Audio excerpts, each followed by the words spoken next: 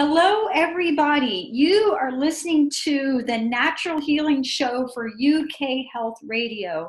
I'm your host, Catherine Carrigan, medical intuitive healer and Amazon #1 bestselling author.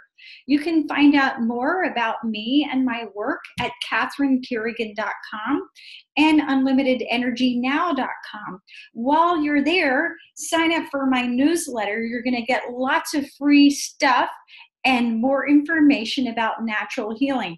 Now, today we have one of my favorite people as a guest on our show, my writing coach, Tom Byrne. Now, lots of people want to write books.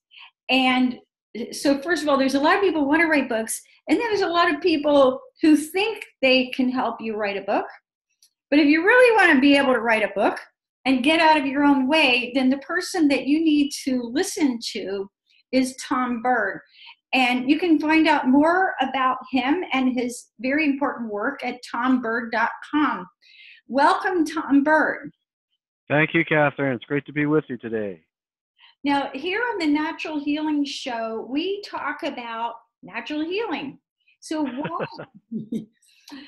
why do you feel that writing a book is such a transformational and healing experience?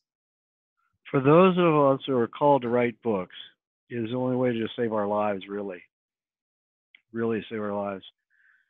The reason we want to write books, so many of us want to write books, and according to the New York Times recently, they said 97% of Americans want to write books. The reason so many people are drawn to write books is because it forms a natural connection with the Almighty.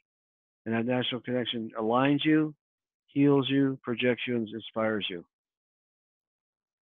So why does writing work? Because it gives you that natural connection to the divine light, the white light energy. It moves through your words, moves through your body, moves through your mind, moves through your emotions, and heals you as a result.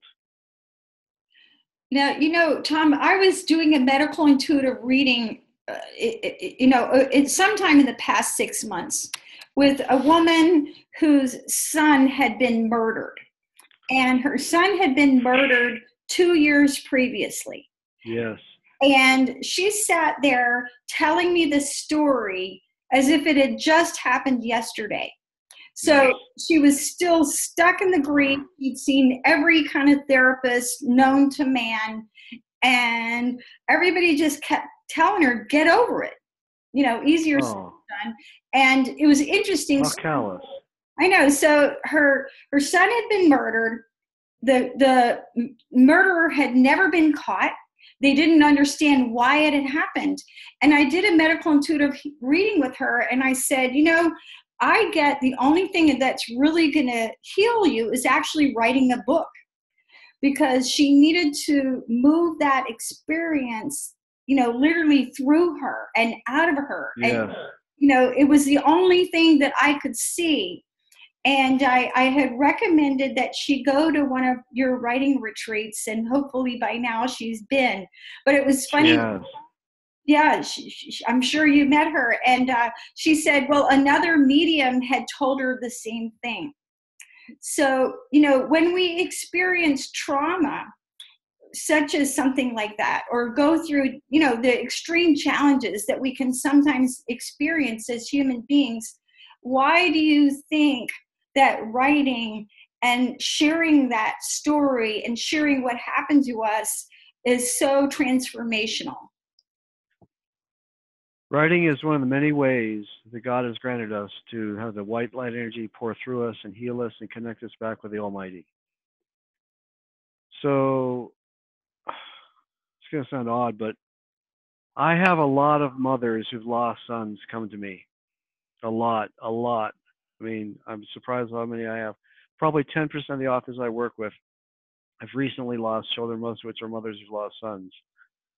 And when they connect with their books, when the author connects with their books, they also connect with that lost child who's waiting on the other side to come through and help heal them and understand them, help understand their woes. And so it heals them by connecting with the divine light of the earth, divine light of the inspiration, number one.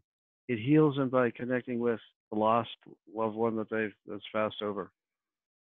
So, we can talk forever about writing books, but What we're really talking about here today is the healing of a soul by the connecting with your divine spirit that comes through writing a book. That's what we're talking about. There's many reasons to go there. There's many reasons God takes us there. But what we're really talking about is healing ourselves to become ourselves fully in human form as the gods we are through the writing of our books. Make sense? Yes. I mean, Catherine, I remember the first time you wrote a book with me. It was hell. It was hell. But you had a lot of guts, man. You fight your way through all your fears and all your desperations and angst. You fight your way through, and you changed. I mean, you changed. Your whole life changed as a result. It isn't the book. It's the bridge that is connected to the book, the divine that heals us. Aristotle said, to live a full, complete life, every human being needs to do three things, one of which was write a book, because he understood the divine connection that comes through writing a book. And it's a book that's important because a book is long enough that you have to sit in the company of the divine long enough that the white light can move through every ounce of your being, every cell of your body, every bit of your mind and your soul, and your life. So haiku is cool.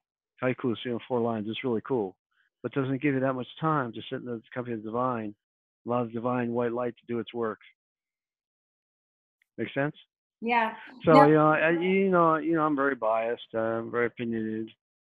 Very experienced, thank God. So I do have some experience to back up my opinions, but I think that every human being needs to write a book in their lives to reconnect with that divine inspiration they are, become all that they are in this life before they pass. Now, I have to give a personal testimonial for our audience about your very profound work. I admit I'm a raving fan of Tom Byrne because I published my first book in 1997, Healing Depression, A Holistic Guide. That book was the best-selling book of the original publisher, went on to be translated into Chinese. But there was an 18-year, very, very, very painful hiatus between my first and second book. My first book took me 3 years to write. And for various reasons, I didn't write again because it was published by a traditional publisher. Nowadays, you're better off as an author, I feel, and I know you agree, Tom, in publishing your own book. At any rate, 2012, a friend of mine had told me, she said, Catherine, you need to get with this writing coach, Tom Byrne. It's intuitive writing. It's right up your alley. So since I have worked with Tom Byrne, I've published 7 books. Right behind me, or 6 of them went to #1 on Amazon. But I have to say that Tom is correct. You are not the same person when you finish your book than you were when you started. So Yes. when you observe your authors, because we're talking about healing, when you observe your clients who are authors, what sort of profound healings have you witnessed in the people when they go from, the beginning of wanting to write a book to actually publishing the book? Yes, I have the unique ability, which is somewhat of a curse and a pleasure too, to see a person at their soul level. So we have the soul level and then the human rejection of that soul.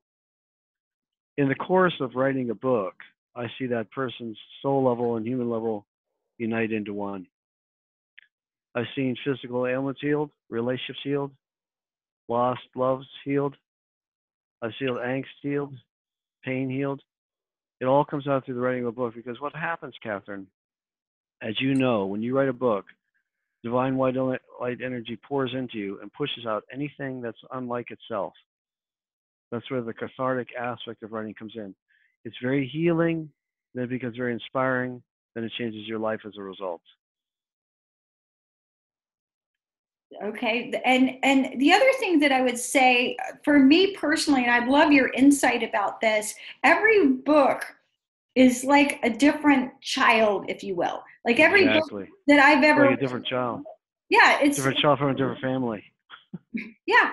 And I'm the mother, it's the same mother, and maybe there's commonalities. Yes, there's commonalities, but can you talk about the different vibrations that come through with our different books? Yes. The first book, in most cases, Catherine, is designed to be birthed as a message from God to the world's populace. So it oftentimes paraphrases an author's life and uses an author's life to get through a message.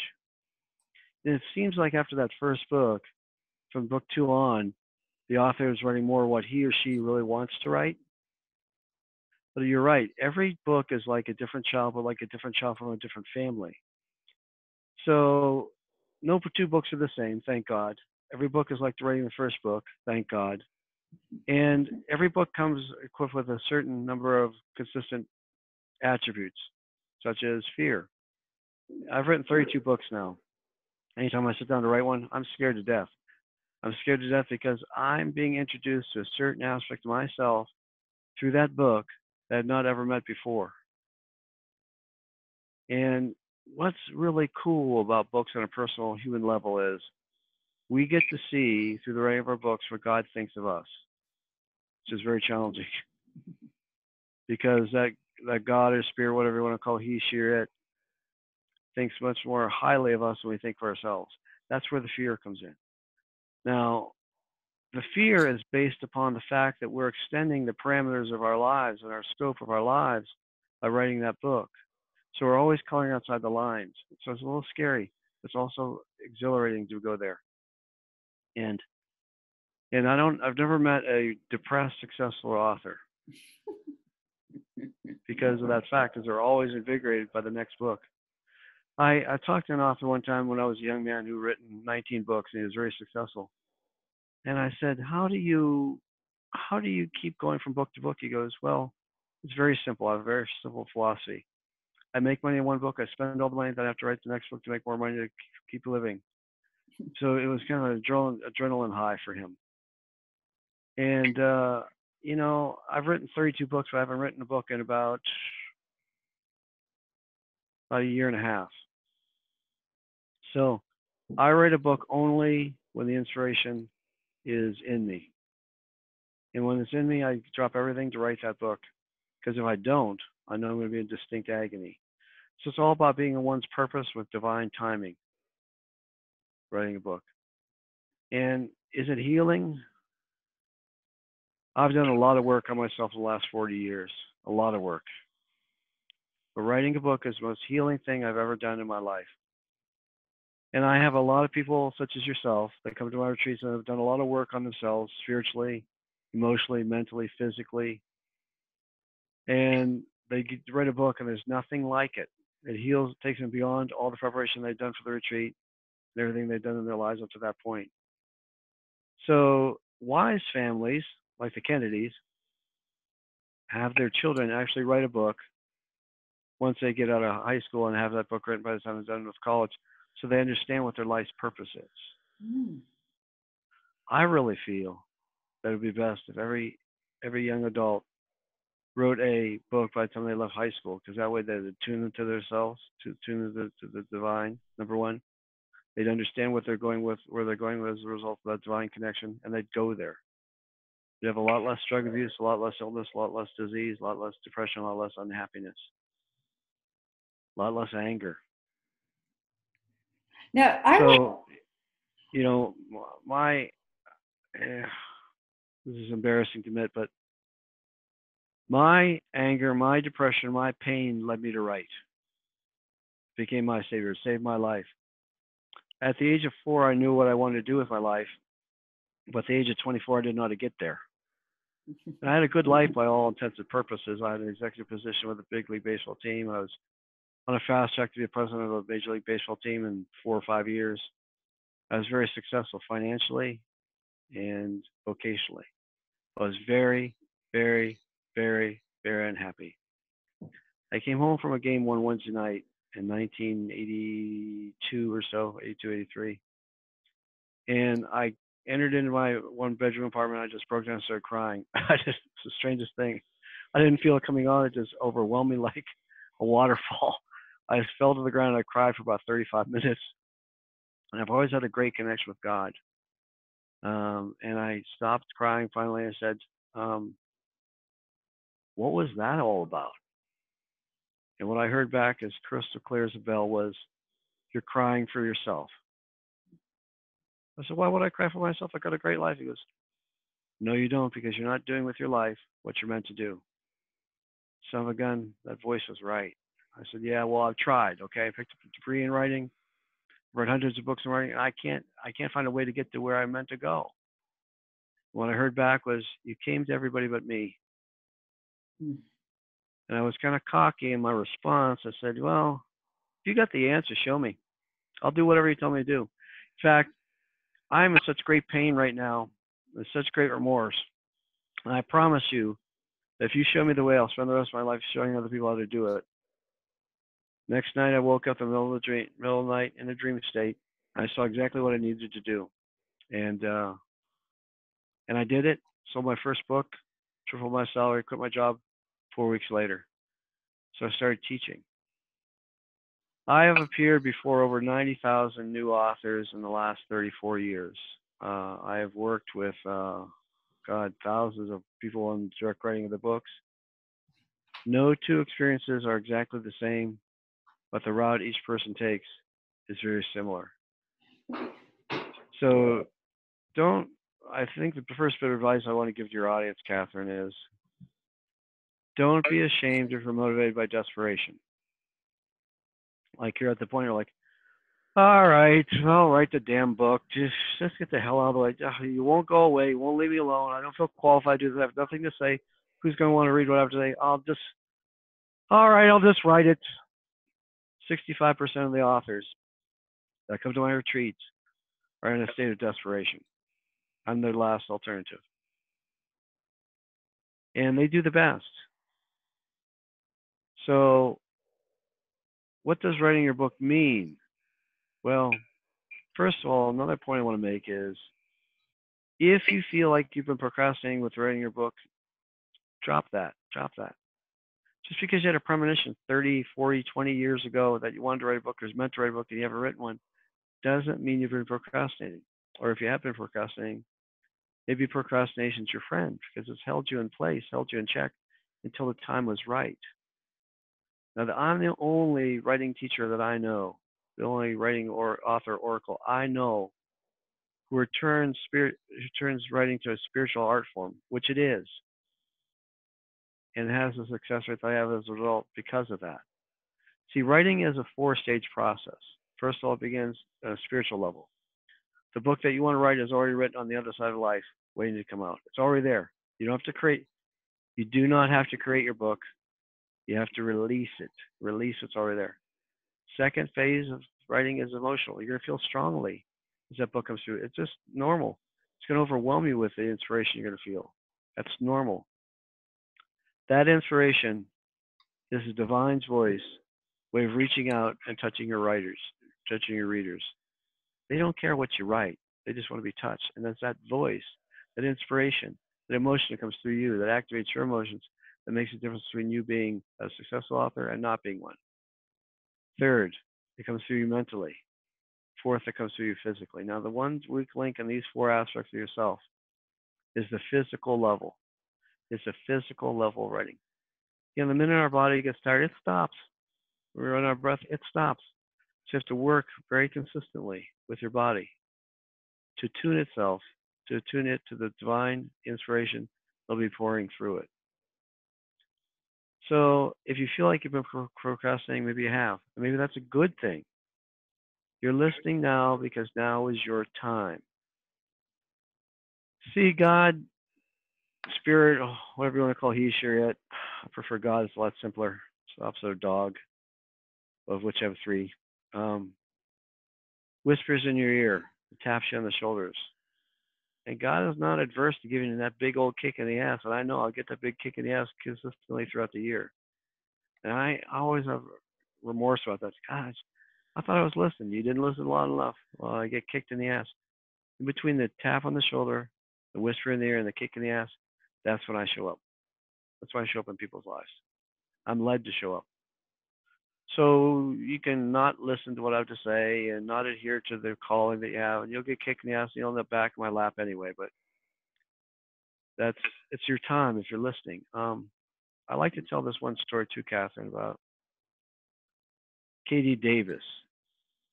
Katie Davis was the executive producer for the Oprah show for 20 years. She did all Oprah's big shows. When Oprah went and canceled her show, Katie left with Oprah, but she didn't know what to do with her life. So she went to this psychic in Chicago or New York, I forgot which one it was, that all the big celebrities go to. And Katie's question was very simple: what do I do with my life? The psychic said, you're meant to write books. Katie said, I've never written a book. I don't have a desire to write a book. Well, I guess I could write a book, but how do I write a book, and who do I get to help me? The psychic looked up the ceiling, then looked back down at Katie and said, Tom, he's a best-selling author. Tom, don't get a last name. Tom, he's a best-selling author. He lives in Sedona, Arizona. Katie went back to her room, hotel room, Googled Tom, best-selling author, Sedona. I came up, called me. We wrote a book 3 days later. That's so exciting. Now, I want to talk about your the Tom Byrne writing method, because, I can remember when I wrote my first book and I got some boring tome about outline the book. And I can remember my 11th grade high school English teacher, and I'm sure a lot of people have had, one of these people. Her name is Beulah Harper, Mrs. Harper. Beulah. And, I think a lot of would-be writers have this mean English teacher in their head that says, hey, if you misspell a word, you get the grammar wrong, or, you're all wrong, and they sit there with a red pen and make you feel terrible about yourself and what you're trying to say. And but your writing method is so different. I know when I wrote my second book, I went to your retreat, and I literally had one sentence before I went. And I did all your work, and the one sentence, the idea that I wanted to get across is that when you learn how to love unconditionally, you will know whatever you need to know. And anyway, I remember I was like, well, how am I going to write a book? Because I only know like one sentence and I want to write a book. And I remember when I got to the end of that rough draft, I just sat down and wept, because the 18 years when I hadn't written, it was so painful. So what is it that's different? Because so many people are, they're telling you to go into the left side of the brain and write the outline, and people doing it that doesn't work. I'm like, oh, you poor baby. Well, first of all, let's talk about unconditional love, then we'll come back to your initial question. The reason it's important to embrace unconditional love is because if you can have unconditional love for yourself, then you can receive the message and inspiration of the divine. That's why it's so important. Put you in a receiving mode. And writing a book does that, step by step, word by word, paragraph by paragraph, tier by tier. Now, my heart goes out to those English teachers, which we all loathe, as English professors, because I was adversely affected by them too. But if you could take a moment, just tap into their pain. The reason they got into writing is because they love books and they wanted to write them. So they studied consciously through academic training how to write one.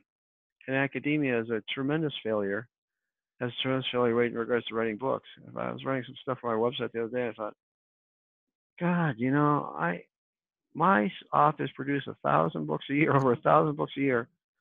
Over 300 of them are published within 6 months of taking a retreat. I said, any university would be happy to have that success rate over 100 years. I do that at a yearly basis. Question is, how do I do it? Well, academia looks at writing from a purely mental point of view, calls it a mental art form. Actually, as I mentioned before, writing is made up of 4 aspects of a human being: the spiritual, the emotional, the mental, and the physical. When you harness and knit all those aspects of yourself together, it's like driving a car with 4 inflated tires. If you approach writing only from a mental point of view, it's like driving it with 3 flat tires. So all I do is I just bring all the aspects of the human being together, connect the divine, help them to get out of the way of the book, and just hold their hands as they write their books. It's very simple. And again, academia tells us that we have to create a book. That's very frightening, man. That's very frightening. I mean, I look back at my life, the only thing I've created in my life is havoc, you know? But when I'm at my best way, I'm in a state where I'm not creating, I'm releasing. And that's the big difference between academia and what they do and what I do. They think that they have to consciously create a book. I don't. I know that if there's a book that I feel is coming through me, it's already created. I accept it through the divine love of myself, unconditional love, and I let it pass through me onto the piece of paper or onto my computer screen. So it's a release art form which I teach. They teach a creation art form. They try to be their own gods. And it doesn't work. I mean, I just had my last retreat of the year just last week, I think it was. We had 146 people there. 144 finished their books in 2.5 days. The retreat before that, we had 196. 192 finished their books within 2.5 days. It's all about, I think this is true with life too, Catherine. It's all about tuning into the divine, listening to the divine, and going where the divine takes you. Because living a life, just like writing a book, is a team sport. It's not an individual competition. It's a team sport. When we plug into the rest of the team, which is on the other side of life, it's very easy to live a good life, write a good book. Try to do it alone, it's gut-wrenching and terrible and unsuccessful as a result. So the big difference between the academic approach and my approach is, number one, we release as opposed to create. Number two, we harness the 4 factors of a human being into one, knit them together into one experience. They take it from a purely mental point of view. Number 3, we see everything that comes out of the author as divine. They take a different viewpoint. They see anything that comes out of the author as flawed. So no wonder it's so hard for people to do it in academic communities, to write books. I mean, I learned all this, when I got my image, when I got my message, I got my vision from the divine about how to write a book. This is not kidding. I'm going to tell you the truth. I'd say 99% of what I saw in that vision was the exact opposite of what I was taught, I'd learned, or heard about writing.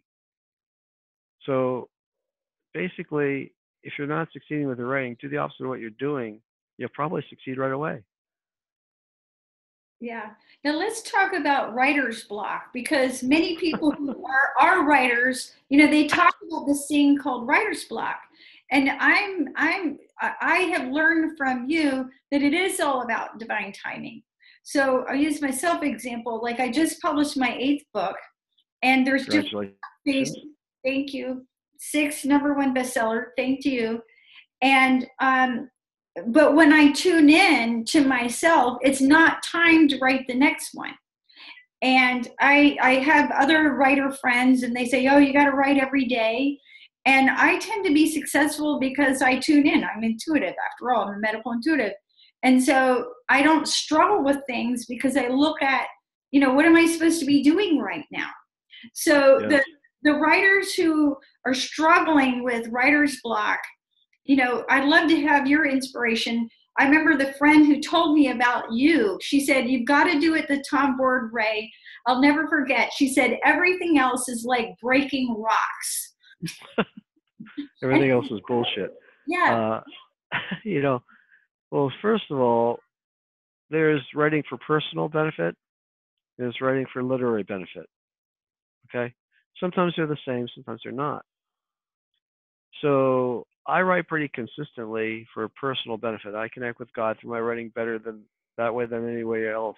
So we talk all the time through my writing. So writing on that basis can be accessed anytime that you choose. Okay? Talk to God anytime you want. Now, writing a book, yeah, there is divine timing. But through your direct communication with God, you say, when's that book supposed to come through? July of 2018. Cool. So we'll just continue on. We'll continue with our dialogue until then. But when the book comes through, you want to harness the 4 aspects of yourself. to let the book come through. But don't try to write the book too early because it won't come through. It won't come through. Now, writer's block in general, writer's block begins and ends on a physical level. Most people think it's a mental block. It becomes a mental block only because the physical aspect of the author stops working and the mental reacts and shuts it down. So it's very important when you write to attune your body to receive the inspiration of the divine. What's that equate to? Very simply, sitting straight up in a chair, arms and legs uncrossed, eyes closed, chin to your chest. Exhale deeply several times, releasing your inhibitions and fears and worries and concerns. So take a little time just to get used to being in divine connection by relaxing. Because when you relax, your body relaxes, your mind relaxes, and your emotions and your spirit are then capable of running freely through you. Just relax.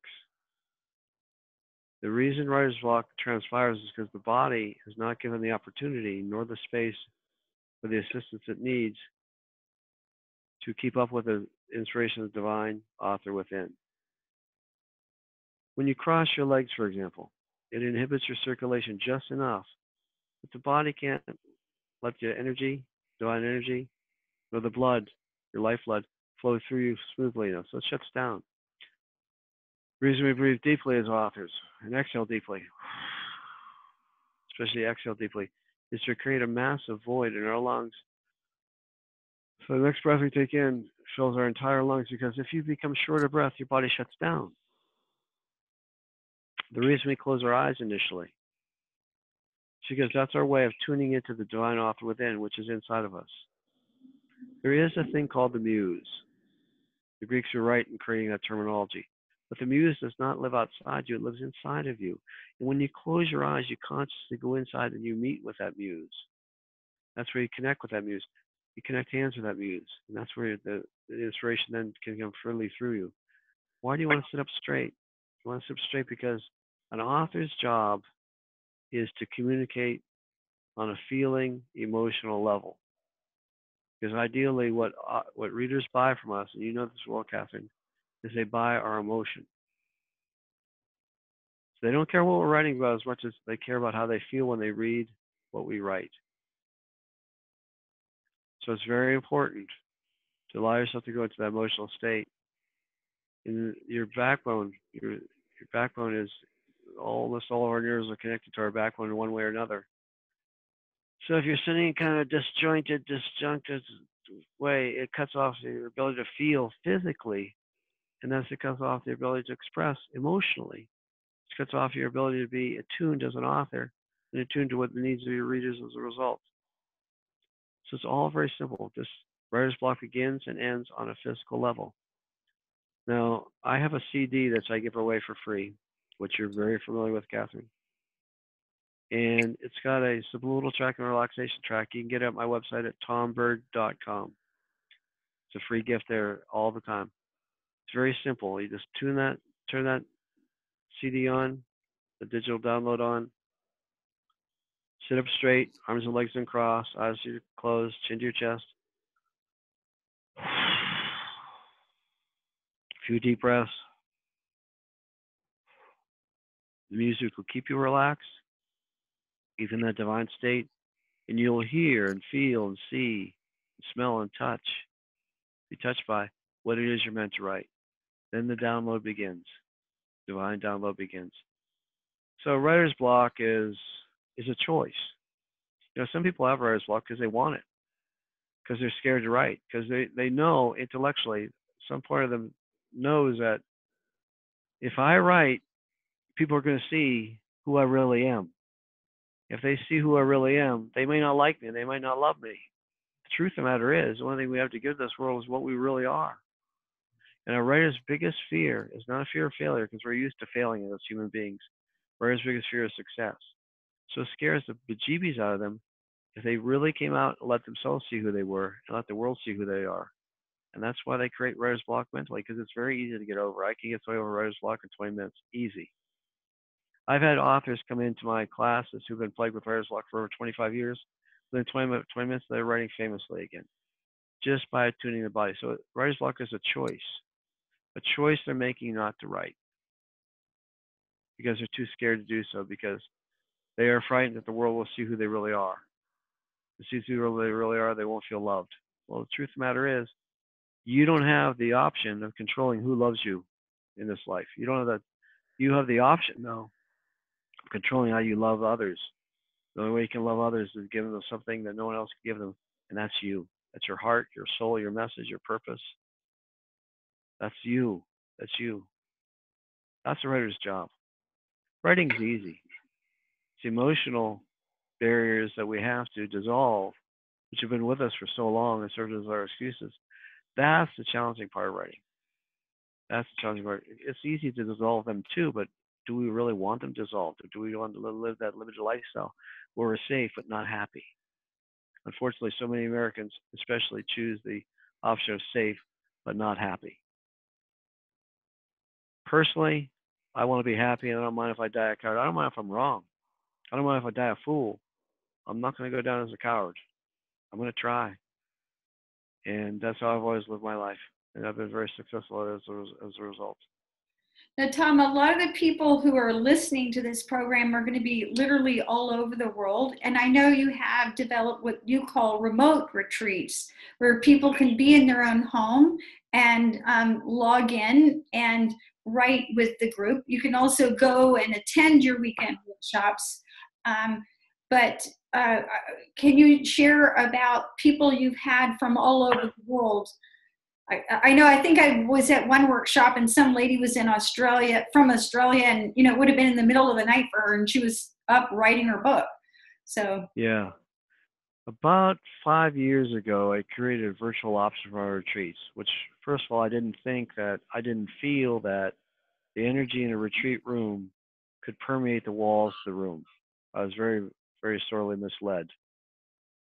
So I decided I'd try it and see if the energy actually created in a room in Sedona, Arizona, could actually permeate the walls and the distance across the globe, and others could tap into that energy and have the same experience for their own homes in Australia, Thailand, China, Sweden, Russia, Egypt, wherever. Son of a gun, it worked. Son of a gun, it worked. So we created this virtual option about 5 years ago. And normally on retreats, we have 13 or 14 different countries in the world represented who tie into the retreats virtually, just like we're doing now through Zoom. And they feel part of the energy of the group. And I can instruct them just as well as the live people at the retreats. They have the same experience. Do they stay up all night? Yes, they do stay up all night. Do they work odd hours? Yes. Thank God the retreat's only 3.5 days in length. We just had a lady from Germany, and her schedule really sucked. She began working at 9 o'clock at night, and when we were beginning at 7 o'clock in the morning, but she stayed up all night with us for 3 nights to finish her book and finish the revision of her book too. So one of the glorious benefits of my retreats is they're not long. They're intense. They're intense as hell, as you know. They're not long. And you can inconvenience yourself for a little short period of time and get your book written, because you can get that book written in a day and a half, 2 days, just by getting out, stay up all night long. I have a huge contingent from Australia too, a huge contingent. And those people will get up at 1:30 in the morning for my retreats. And they finish their books just as fast and just as effectively as those at the live retreats, I must say. now I want to go back to what you were talking about emotion, because in my work as a medical intuitive, once I set a goal, the very second thing that I do is identify the emotion or emotions, plural, that are holding a person back or holding a disease or illness in place. So, and yet we can Yes. release these emotions in our writing. So how do you think that people can overcome the fear of expressing these emotions? Because when we're writing about the full range of human experience. So how can we get over the fear of feeling and letting this emotion flow through this onto the page? Well, this is going to sound like a very callous response because it probably is. But it's not so much getting over the fears as much as giving into desperation that it's more painful not to write than it is to face your fears to write. Again, the majority of the people that come to my retreats come out of desperation. Their life isn't working because they're not following their path. So it's not necessarily getting over fears or giving into the fears as much as it is no longer wanting the pain of avoiding the divine path and choosing the lesser of two evils, which is writing a book, as opposed to the fears of not following the path. Does that make sense? Mm-hmm. So it's we're making this sound like a conscious decision to write a book. I think the conscious decision to write a book was made before you were born. And God's just calling in his chip saying, hey, dude, you're 43 years old. Said you're going to write a book. I'm here. I've been waiting for a while, and you're kind of late on this thing. So, it's going to hurt for you not to follow the divine path because we're not going there together anymore. You're going to find out what it's really like to be human. So people come as a result of desperation. So it's a conscious decision they make to write a book or books in your case, before they were born. And there are page markers, bookmarks along the way that say, now it's time to write this book or that book or this book. So you write because I write because the pain gets too great when I avoided writing a book. It's easier to write the book than to deal with the pain. That's why I do it. I'd like to call it some really divine soul, but the fact is I'm really human. And I write because if I don't write, it's painful. And if I do write, it's scary, but it's fun and it's exhilarating, it's healing. That's why I do it.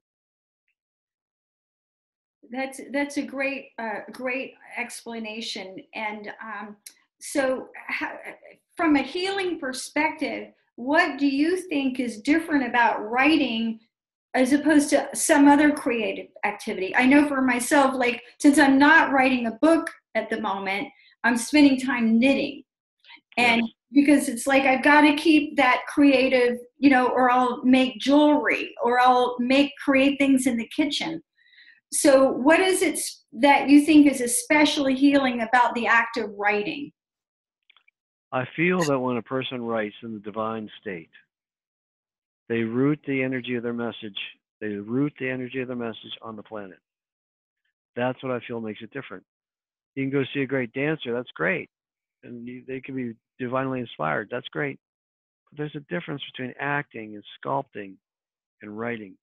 Writing, for some reason, allows that message to be rooted on the earth plane, energetically, expressively, and divinely, and leaves a permanent impression on this planet and those of us who will live through this planet forever.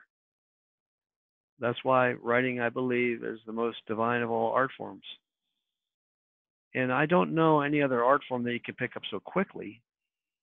They go through such dramatic advancements and changes in such a short period of time. I mean, I would say, Catherine, that the people that attend my retreats regress in physical age by an average of 15 to 20 years over the course of 2 to 3 days because they let go of all the stuff they've been holding on to.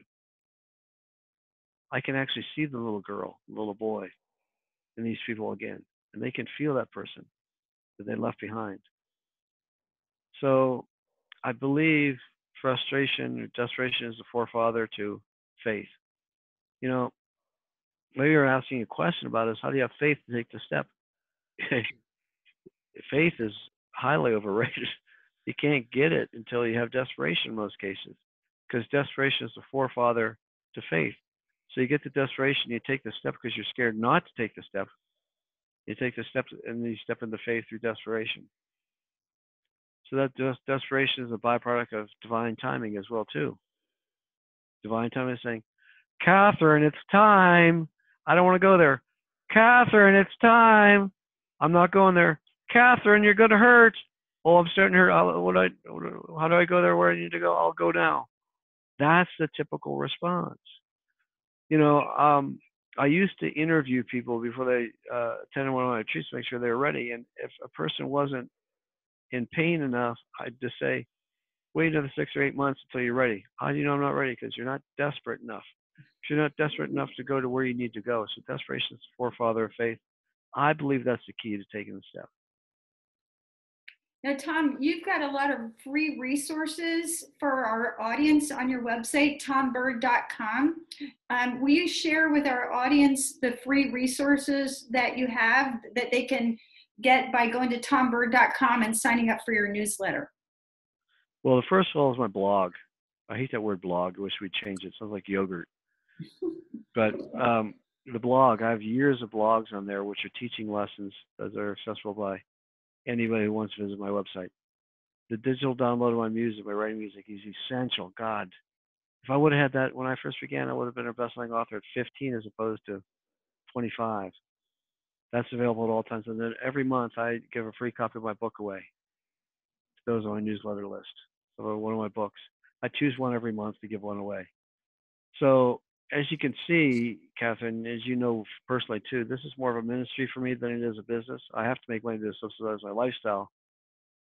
But that's secondary next to this ministry that I have, which is basically saying, the reason you want to write a book is because it's God's way of contacting you to connect with him immediately. Call him directly, text him, do something, email him, to connect with him through your book, because it's the divine timing of your life is telling that right now is the time to make the big move in your life, to be healed, to inspire, to express, to be who you were born to be right now. This book is the difference between living in karma and transitioning to dharma, your life's purpose.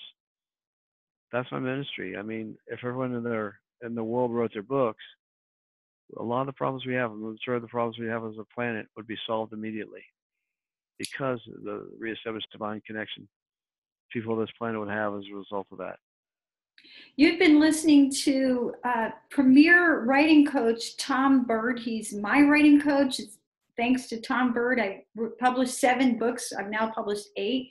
So Tom has helped me birth 7 books. You can find out more about him and his very profound, life-changing work at tombyrne.com. Definitely read his fabulous book, Right to Heal. This is Catherine Carrigan, medical intuitive healer, Amazon #1 best-selling author. You can find out more about me and my work at catherinecarrigan.com and unlimitedenergynow.com. While you're there, sign up for my newsletters and find out more about natural healing. And remember, if you've been thinking about writing a book, know that writing a book is one of the most healing things that you can ever do, getting back in touch with your soul and getting you on the path of your life purpose. Thanks so much for listening. This is Catherine Carrigan.